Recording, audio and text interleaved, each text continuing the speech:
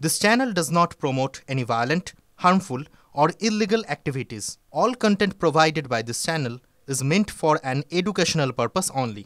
পাকিস্তানের পর এবার বাংলাদেশের ঘোলা জলে মাছ ধরতে ইতিমধ্যেই নেমে পড়েছে চীন। গতকাল খালেদা জিয়ার সঙ্গে সাক্ষাৎ চীনা রাষ্ট্রদূতের। সোমবার খালেদা জিয়ার সঙ্গে দেখা করেন পাক হাই কমিশনার।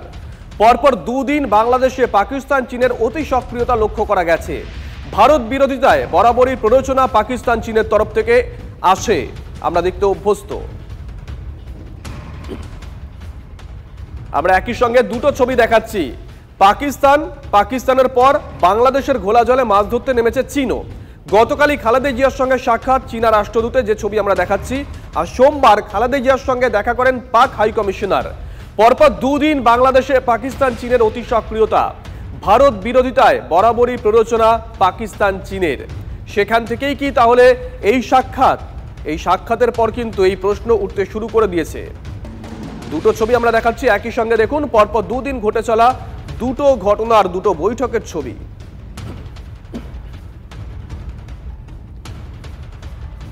বাংলাদেশে হিন্দুদের উপরে অত্যাচার হচ্ছে, আর এবার সেটা নিয়ে সরব হলো মার্কিন কংগ্রেসের সদস্যরা। বাংলাদেশের অন্তর্বর্তী সরকারের উচিত সংখ্যালঘু হিন্দুদের রক্ষা করা, দাবি মার্কিন কংগ্রেসের সদস্য ব্র্যাড শেরম্যানের। বাংলাদেশ সরকারের কাছে আবেদন, হিন্দু বিরোধী হিংসা রুখতে কড়া পদক্ষেপ করুক। এক্স হ্যান্ডেলে পোস্ট মার্কিন কংগ্রেস সদস্যের। বাংলাদেশের হিন্দুদের উপর অত্যাচারের ছবি, নির্মম ছবি, আর এবার সরব মার্কিন কংগ্রেসের সদস্য। বাংলাদেশের অন্তর্বর্তী সরকারের উচিত সংখ্যালঘু হিন্দুদের রক্ষা করা, ঠিক এই দাবি মার্কিন কংগ্রেসের সদস্য ব্র্যাড শেরম্যানের। বাংলাদেশ সরকারের কাছে আবেদন, হিন্দু বিরোধী হিংসা রুখতে কড়া পদক্ষেপ করুক। এক্স হ্যান্ডেলে পোস্ট করলেন মার্কিন কংগ্রেসের সদস্য।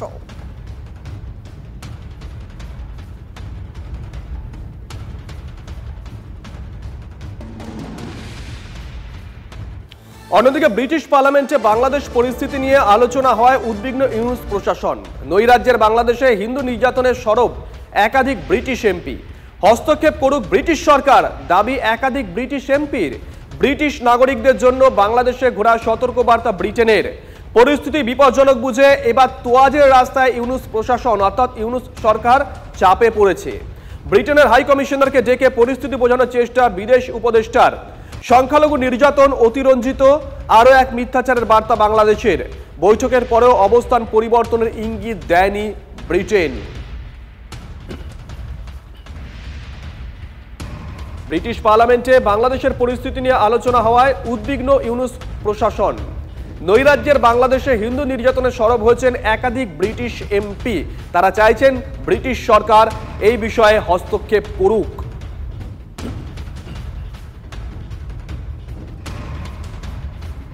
আর বাংলাদেশের কট্টরপন্থীদের ফতোয়া, শেখ মুজিবের জেলাতেই, খোদ শেখ মুজিবের জেলাতেই এই ঘটনা। আজ থেকে মহিলাদের বাজারে যাওয়া বন্ধের নির্দেশ। দোকানে মহিলারা যেতে পারবেন না, তাদের কাছে কোনো জিনিস বিক্রিও করা যাবে না। মহিলারা বাজারে এলে তাদের ফিরিয়ে দিতে হবে। গোপালগঞ্জ জেলার গহরডাঙ্গা এলাকা, সেখানে ফতোয়া মৌলবাদীদের। গোটা দেশে ফতোয়া জারির হুঙ্কার কট্টরপন্থীদের ফতোয়া ঘিরে আবারও একবার মুখ পুড়ল বাংলাদেশের। দোকানদার ভাইয়েরা, কারো কোনো মহিলার কাছে আগামীকাল থেকে কোনো কিছু বিক্রয় করব না, কোনো জীব জানোয়ার বিক্রি করব না। এর দৃষ্টি আকর্ষণ করা যাচ্ছে, আগামীকাল থেকে প্রত্যেক দোকানের সামনে পর্দার ব্যবস্থা রাখতে হবে এবং সেই পর্দা প্রত্যেক নামাজের সময় ঝুলিয়ে দিতে হবে। অর্থাৎ প্রত্যেক নামাজের সময় বেচা কিনা বন্ধ থাকবে। আগামীকাল থেকে এই মার্কেট এলাকায় কোনো মহিলা প্রবেশ করবে না। যদি কোনো মহিলা আসে, আমরা তাদেরকে সুন্দর করে বুঝিয়ে ফিরিয়ে দিব। দোকানদার ভাইয়েরা, কারো কোনো মহিলার কাছে আগামীকাল থেকে কোনো কিছু বিক্রয় করব না, কোনো জীব জানোয়ার বিক্রি করব না। এর দৃষ্টি আকর্ষণ করা যাচ্ছে, আগামীকাল থেকে প্রত্যেক দোকানের সামনে পর্দার ব্যবস্থা রাখতে হবে এবং সেই পর্দা প্রত্যেক নামাজের সময়। শেখ মুজিবের জেলাতে এই কট্টরপন্থীদের ফতোয়া, সেই ফতোয়া শুনলেন আপনারা, সরাসরি সেই ফতোয়া আপনাদের শোনালাম যে আজ থেকে মহিলাদের বাজারে যাওয়া বন্ধের নির্দেশ। মহিলাদের উপর বেশ কিছু বিধি নিষেধ আরোপ করা হচ্ছে, মাইকিং করে সেই বিধি নিষেধগুলো একে একে আরোপ করা হচ্ছে। এবং তার মধ্যে প্রধান বিধি নিষেধগুলো হলো যে আজ থেকে মহিলারা বাজারে যাবে না, দোকানে মহিলারা তারা যেতে পারবে না, তাদের কাছে কোনো জিনিস বিক্রিও করা যাবে না। মহিলারা বাজারে এলে তাদেরকে ফিরিয়ে দিতে হবে। বুঝতে পারছেন পরিস্থিতি কোথায় যাচ্ছে? হচ্ছে এবার মহিলাদের উপর সরাসরি ফতোয়া জারি করছে গোপালগঞ্জ জেলার গহরডাঙ্গা এলাকা। সেই এলাকায় ফতোয়া জারি করেছে মৌলবাদীরা। সেই ছবি দেখছেন আপনারা। গোটা দেশে ফতোয়া জারির হুঙ্কার কট্টরপন্থীদের। আগামীকাল থেকে এই মার্কেট এলাকায় কোনো মহিলা প্রবেশ করবে না।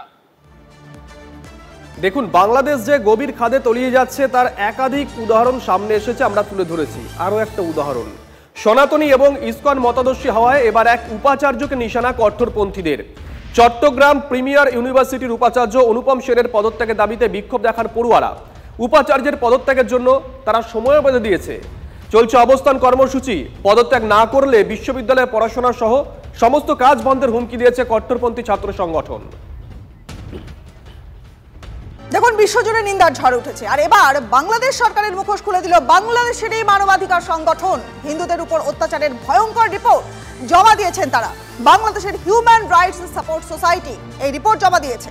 ইউনূস সরকারের আমলে দেশের মানবাধিকার পরিস্থিতি সার্বিকভাবেই রয়েছে উদ্বেগজনক, বলছে সেই রিপোর্টটি। আর এবার কি লজ্জা লাগবে না নোবেল শান্তি প্রাপকের? প্রশ্ন তো থাকবেই। পদ্মাপাড়ে হিন্দুদের বাড়ি চলছে, ধর্মীয় স্থানে অবাধে হামলা চলছে, প্রকাশ্যে সংখ্যালঘুদের মারছে কট্টরপন্থীরা। বিচার পাওয়ার অধিকার সবার, সে অধিকার গণতন্ত্র স্বীকৃত। কিন্তু ইউনূস শাসিত বাংলাদেশে যে সেটা নেই তার প্রমাণ মিলেছে।